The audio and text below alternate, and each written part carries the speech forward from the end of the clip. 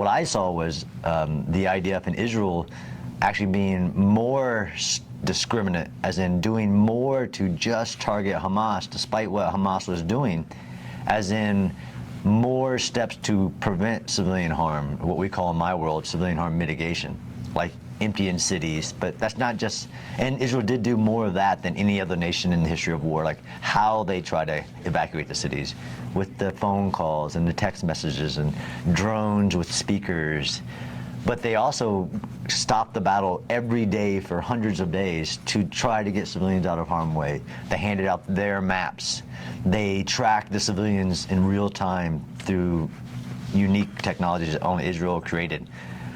It just, that's probably the biggest thing that is the basis of all the lies, especially the International Criminal Court, the International Criminal, the ICJ. Right.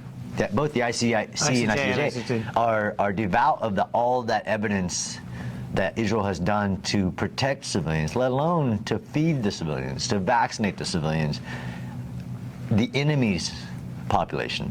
Even though the enemy, Hamas, has said, I need as many of my civilians.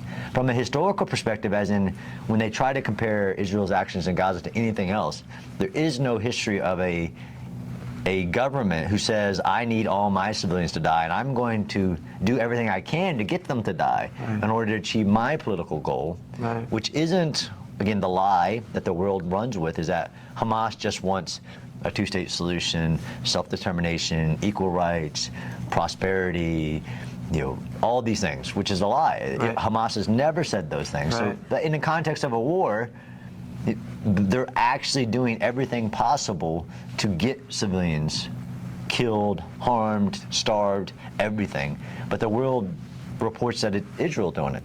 It's just the craziest lie. And then lastly is that all of these lies are based on what we call the effects of the war. So the law of war says that you have to, based on the information you have, make these decisions on what is proportionate, what is legitimate on the information of what you have.